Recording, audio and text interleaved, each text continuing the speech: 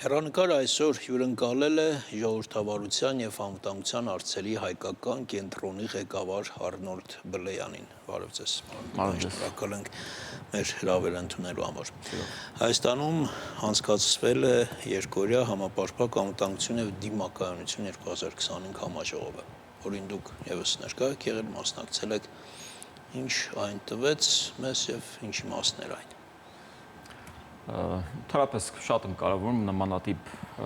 համաժողովների և ընդհանրապես փորձագիտական տեսակետների փոխանցման, փոխանակման վայրերի և քննարկումների անցկացումը, որովհետև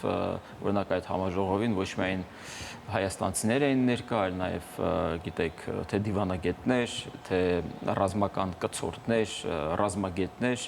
ովքեր նաև իրենց երկրների փորձն էին ներկայացնում, նույն Ֆինլանդիայի ներկայացուցիչներն էին, թե երեք, թե այսօր խոսում իրենց երկրից, իրենց փորձից, իրենց ունեցած փորձից և կիսվում են, և մենք էլ փորձում ենք հասկանանք, թե ինչպես կարող ենք մենք ոչ թե նստենք, մտածենք, թե ինչ օրինենք, այլ պարզապես այնինչ արդեն տեղի ունեցել այլ երկրներում, փորձել իրենց փորձը վերցնել, ընդօրինակել, համաձայնեցնել մեր իրողությունների և հանուն Հայաստանի Հանրապետության անվտանգության և համապարփակ անվտանգության և հարատևության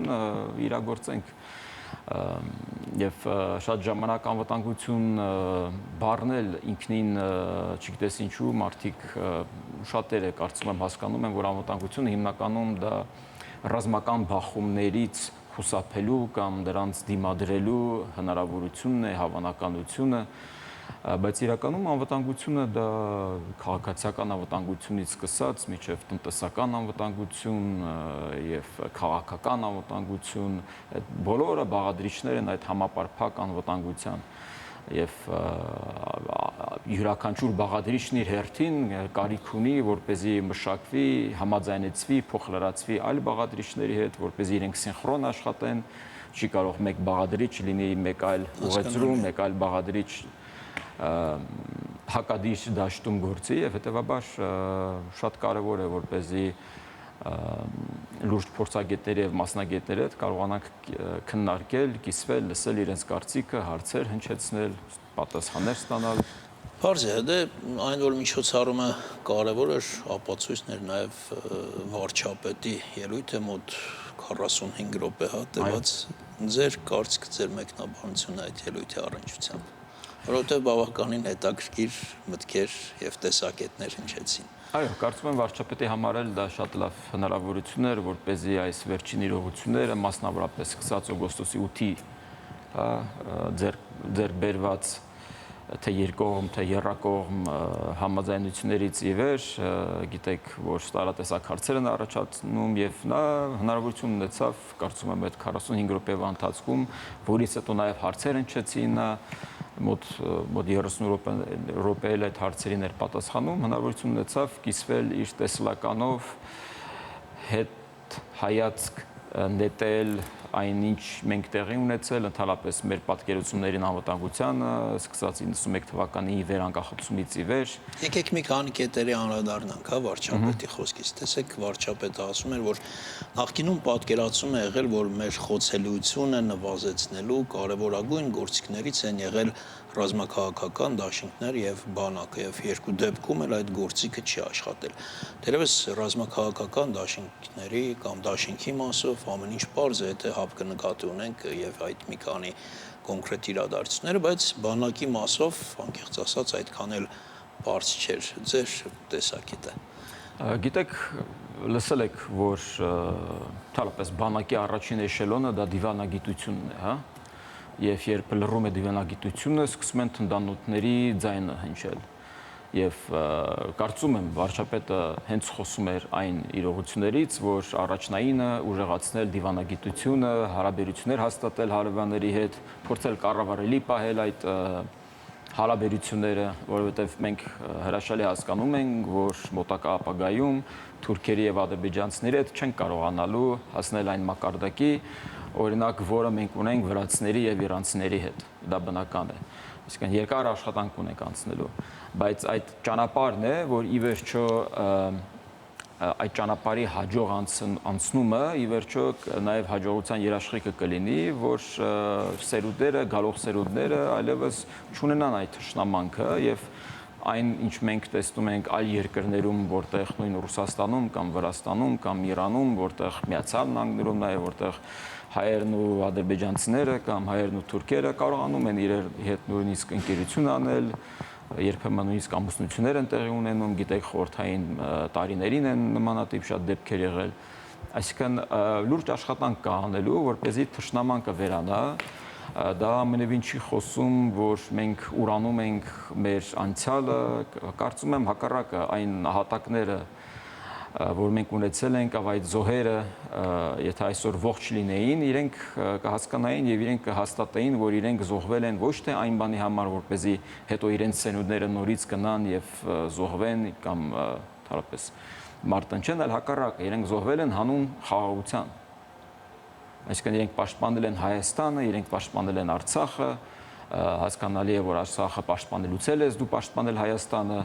եւ երբ դու զոհվել ես, նպատակ ես ունեցել, որպեսզի դրան քեզնից հետո այլևս պատերազմներ չլինեն։ Հակառակ դեպքում, երբ պատերազմից պատերազմ է ծնվում, մի տեսակ անհասկանալի է դառնում, թե ինչու զոհվեցին նախորդ, օրինակ հիմա մենք մեր մոտ հարցեր են առաջանում, թե 90-ականներին այդքան զոհ ունեցանք, չէ՞։ Ես պատկերացնում եմ, թե ինչքան ցավ են զգում իրենց հարազատները, երբ տեսնում են, թե այսօր այլևս չկա Արցախ։ Եվ շատ կարևոր է, որպեսզի մենք նման իրադրության այլևս չհանգենք, որովհետև շատ կարևոր է ի վերջո, որպեսզի հայաստանցին ապրի հանուն Հայաստանի, այսինքն որպեսզի գերիշխի ոչ թե այն ցանկությունը, որ զոհվենք հանուն հայրենիքի, այլ ապրենք հանուն հայրենիքի։ Այդ ամենում ինչ դերակատարում պետք է ունենա մեր բանակը, տեսեք, վարչապետը հարց էր տալիս, ինչ է նշանակում ուժեղ բանակ, հետո հարցնում էր ումից ուժեղ, ինչքան ուժեղ, քանի երկրի բանակներից ուժեղ, ձեզ համար օրինակ ուժեղ բանակը որն է։ Ես իմ տեսակետը հայտարարեմ, ես կարծում եմ, որ բանակը կարևորագույն բաղադրիչն է երկրի անվտանգությանը եւ նույնիսկ եթե մենք ունենանք փայլուն հարաբերություններ մեր բոլոր 4 հարևանների հետ, այնուամենայնիվ դա չի նշանակի, որ մենք չպետք է զարգացնենք մեր բանակը, մենք պետք է ամրապնդենք այդ բանակը, որովհետեւ ի վերջո գիտեք, երբեք չես կարող պրոյեկտել, թե 10 տարի հետո, 20 տարի հետո, նույնիսկ եթե մենք չենք խոսում Ադրբեջանի եւ Թուրքիայի մասին, ինչ իրավիճակ կլինի Իրանում, ինչ իրավիճակ կլինի նույնիսկ Վրաստանում, որովհետև այո, այսօր մենք շատ լավ հարաբերություններ ունենք Իրանի հետ, բայց կներեք, այնտեղի իրավիճակն էլ այնքան սահուն չէ եւ այնքան հստակ չէ եւ ի վերջո գիտեք, որ մենք եղել ենք պարսկական լծի տակ եւ չենք կարող պրոյեկտել, թե ի վերջո 20 տարի հետո ինչ իշխանություն կգա եւ ինչ նկրտումներ կունենա իր հարևանների նկատմամբ։ 91 թվականին Խորհրդային Միությունը փլուզվեց, Խորհրդային Միությունից դուրս եկած պետությունները, այդ թվում Ռուսաստանի Դաշնությունը, բոլորն իրար հետ համաձայնեցին, որ խնդիրներ չկան, հարաբերություններ հաստատեցին, նույն Ուկրաինան եւ Ռուսաստանի Դաշնությունն իրար ճանաչեցին տարածքային ամբողջականություն, հա, դելիմիտացիա, դեմարկացիա տեղի ունեցավ, Ռուսաստանի Դաշնությունը հանդես եկավ որպես տարածքային ամբողջականության եւ չմիջամտության նույնիսկ երաշխավոր, ի թիվս այլ երկրների Ուկրաինայի համար, բայց եկավ այլ իշխանություն եւ որոշեց, որ այդ տարածքները, սահմանները պետք է փոփոխել, հիշեց իրենց վաղ անցյալը, ցարական Ռուսաստանի տարիները, խորհրդային տարիները, այսինքն մենք չենք կարող պրոյեկտել եւ 90-ականներին դժվար էր պրոյեկտել, որ Ելցինից հետո կգա Վլադիմիր Պուտինը։ Այսօր մենք չենք կարող պրոյեկտել, թե ինչ իշխանություն կգա Իրանում։ Մենք չենք կարող պրոյեկտել ինչ իշխանություն կգա Վրաստանում, արդյոք կգա մի որևէ Վրաստանի ղեկավար, ով ենթադրենք կհիշի, որ Լոռի մարզը կամ Լոռի մարզի ինչ որ շրջաններ պետք է վերադառնան Վրաստանին։ Բայց ցանկացած քաղաքական զարգացումների դեպքում, ցանկացած իշխանափոխությունների գլոբալ վերադասավորումների մենք պետք է ունենանք ուժեղ բանակ։ Ես ուզում եմ հասկանալ, մենք ինչպես ենք հասկանում ուժեղ բանակը։ Օրինակ ինձ համար իմ պատկերացմամբ ուժեղ բանակը այսօր այն չէ, որը մենք կարող ենք չափել Ադրբեջանի բանակի հետ կամ առավել եւս Թուրքիայի բանակի հետ։ Իմ պատկերացմամբ ուժեղ բանակ այսօր կլիներ այն բանակը, որ այդ նույն Ադրբեջանի բանակը մտածեր, որ չարժի գլուխ դնել, որովհետեւ հայկական բանակի հետ արճակատվելը մեծ կորուստներ կբերի մեր երկրի համար։ Այո, նույն տեսեք, նույն Ֆինլանդիան, երբ նա ցանկություն հայտնեց ՆԱՏՕ-ի անդամ դառնալու, այնտեղ իրենք չտվեցին ոչ քարտեզ, ոչ ճանապարհային քարտեզ, միանգամից ներառեցին թե Ֆինլանդիային, թե Շվեդիային, որտեղ իրենք այնքան էին մարտունակ եւ այնքան էին գերազանցել իրենց չափորոշիչներով ՆԱՏՕ-ի սահմանա համապատասխան, որ իրենք միանգամից ներառվեցին, ի տարբերություն այլ երկրների, որոնք տարիներով անցնում են ճանապարհային քարտեզով, որպեսզի դառնան ՆԱՏՕ-ի անդամ։ Նույնը վերաբերվում է Հայաստանին, նույնը վերաբերվում է այլ երկրներին։ Այստեղ կարևոր է, որպեսզի Ադրբեջանն ու Թուրքիան չդիտարկեն Հայաստանը որպես իրենց անվտանգային համակարգին խարխլող ինչ-որ մի սուբյեկտ։ Այդ դա է շատ կարևոր։ Օրինակ մենք կարող ենք փաստել, որ Վրաստանն ու Իրանը չեն դիտարկում Հայաստանը որպես սպառնալիք։ Եվ 90-ականներին օրինակ կար գայթակղություն Վրաստանում, Խալքալաքում, գիտեք, մի ժամանակ այդ Գամսախորդիայի ժամանակ այնտեղ գրեթե իշխանություն չկար, գայթակղություն կար, բայց ի պատիվ օրվա իշխանությունների մենք չգնացինք այդ գայթակղությանը եւ այսօր մենք չունենք Վրաստանի հետ թշնամական հարաբերություններ։ Եվ հետեւաբար նմանատիպ հարաբերություններ մենք պետք է ունենանք բոլոր մեր 4 հարևանների հետ, անկախ նրանից թե 20-30 տարի հետո ինչ կլինի, որովհետեւ դա իրապես ամենագլխավոր գործոնն է։ Այսօր անգլիացիները, ֆրանսիացիները եւ գերմանացիները իրար հետ չունեն թշնամանք։ Միգուցե կենցաղային մակարդակում իրան կարող են մեկը մյուսից ինչ որ ինչ որ տենց ավելի բարձր կարծիք ունենալ, հա, բայց գիտեք քաղաքական առումով, անվտանգային առումով իրենք բոլորը ներառված են։ Վաղուց պատմության մեջ է մնացել այդ Իդերո Բալթիկ երկրները երբ անկախանում էին, իրենք էլ ունեին իրար հետ տարածքային խնդիրներ, բայց իրենք հասկացան, որ եթե իրենք տարածքային խնդիրները սկսեն քննարկել, իրենք երբեք չեն կարողանա իրապես անկախանալ։ Այսօր այդ Բալթիկ երկրները Եվրամիության անդամ երկրներ են եւ քաղաքացիները կարող են գնալ այս երկիր, այն երկիր, այնտեղ ոչ մի հարց չի առաջանում։ Հայաստանը երբեք այնքան անվտանգ չի եղել, որքան այսօր։ Սա եւս վարչապետի խոսքն է, դուք այդ զգացողությունը ունեք։ Պետք է հասկանանք, թե ինչ ենք մենք հասկանում անվտանգություն։ Եթե մենք օրինակ խոսում ենք տնտեսական անվտանգություն, ես չեմ կարող դա ասել, որովհետև այսօր մենք շատ ենք կախված Ռուսաստանից, եւ Ռուսաստանը ցանկացած պահի կարող է իր այդ լծակն օգտագործել Հայաստանի նկատմամբ եւ ճնշել գործողություն նկատմամբ։ Այսինքն տնտեսական առումով ես ինձ անվտանգ չեմ զգում։ Քանի որ էներգակիրների զգալի մասը նույն նախագահ Խաչատուրյանն էր ասում, որ 100%-ով մենք կախված ենք գրեթե Ռուսաստանից, այսինքն այնտեղ չկա անվտանգություն։ Չէ, կարծում եմ յուրաքանչյուրի գիտակցության մեջ նախ եւ առաջ անվտանգությունը շահկապվում է պատերազմական սահմանային այդ խնդիրների հետ։ Տեսեք 90-ականների, լավ 94 թվականից ի վեր կամ գուցե 2000-ականներին մենք նույնիսկ չենք էլ մտածել, որ մենք ունենք անվտանգության խնդիր, որովհետև մենք այնքան ենք համոզված եղել, որ այն հավկիթները, որ մենք ամբողջությամբ շարել էինք ռուսական զամբյուղում, իրենք իրապես կգործեն եւ իրենք վերջին 30 տարիներին ճիշտ հակառակն է, մենք երբեք չենք մտածել, որ չունենք անվտանգության խնդիր։ Հենց այդ է։ Եվ հետին թվով երբ նայում ես, փաստորեն մենք սխալ էինք։ Մենք մեզ թվում էր, որ մենք անվտանգ ենք, բայց փորձը ցույց տվեց, որ իրականում դա ոչ թե անվտանգություն էր, այլ դա խապկանք էր անվտանգության։ 90-ական թվերին մենք դեռ նոր էինք դուրս եկել այդ հզոր պետության կազմից եւ հին իներցիայով դեռ մտածում ենք, որ դեռ մենք այդ անվտանգության սահմաններում փակված ենք, բայց իրականությունը արդեն այդպեսին չէ։ Եվ իրականում կարծում եմ այստեղ նաեւ պատմության ամբողջական չիմացության հետևանքեր, որովհետև եթե մենք հասկանայինք, որ մենք անկախ պետություն էինք 1918 թվականին եւ 1920 թվականին նույն Ռուսաստանը խլեց մեր անկախությունը, օկուպացրեց եւ խորհրդայնացրեց, մենք 91 թվականին կհասկանայինք, որպեսզի եթե մենք վերագտնում ենք մեր անկախությունը եւ ուզում ենք լինել իրապես անկախ, պետք է հնարավորինս հեռու պահենք տարատեսակ ինտեգրացիոն գործընթացները, Պարզ է, եւ օգտագործելով նաեւ Բալթիկ երկրների օրինակը։ Ես ձեզ հարցնում եմ, ձեր մոտ կա այդ անվտանգություն, այդ անվտանգության զգացողությունը, որ առավել քան երբևէ այսօր եթե սահմանային անվտանգություն։ Տեսեք, վարչապետը առաջ ասում էր, որ չի լինելու պատերազմ, լինելու է խաղաղություն, իսկ այս ելույթը եզրափակեց նրանով, որ այլևս խաղաղություն է, արդեն փաստորեն հաստատված փաստ այդ գործ ունենք։ Բայց հիմա ինչպես անենք, որ այդ խաղաղության զգացողությունը հասկանալի, ըմբռնելի, հասանելի լինի յուրաքանչյուր հայ քաղաքացու համար։ Ես կպահպանեմ չափավոր լավատեսություն, ես չունեմ այն ամբողջական տեղեկատվությունը, որն ունի Նիկոլ Փաշինյանը կամ իր քաղաքական թիմը, կարծում եմ այստեղ կլինեն ԿՊԱ-ական падգամավորներ, իրենք ավելի միգուցե ավելի ընդարձակ կարողանան պատասխանել։ Ես ունեմ այդ չափավոր լավատեսությունը, ես տեսել եմ, որ հռետորաբանությունը համենայնպես գոնե ադրբեջանական կողմից բոլոր այլ տարատեսակ արտահայտությունները, որոնք մենք լսեցինք նույնիսկ Չինաստանում, այնուամենայնիվ ավելի կառուցողական է, քան երբևէ եղել է։ Եվ հետևաբար այն հայտարարությունը, որ մենք տեսանք Թուրքիա արտաքին գործերի նախարարի կողմից, Ֆիդանի կողմից, որ հաջորդ տարի գուցե հենց արդեն մենք ունենանք խաղաղության պայմանագրի համաձայնագրի ստորագրում, բուն ստորագրում, հույս է ներշնչում, որ ի վերջո մենք մեր հարաբերությունները Թուրքիայի եւ Ադրբեջանի հետ կառավարելի կդարձնենք։ Ես այստեղ շատ ավելի եմ կարևորում հենց թուրք-հայկական սահմանի բացումը, որովհետև հենց Թուրքիան է փակել այդ սահմանը որպես պատժամիջոց Հայաստանի Հանրապետության դեմ,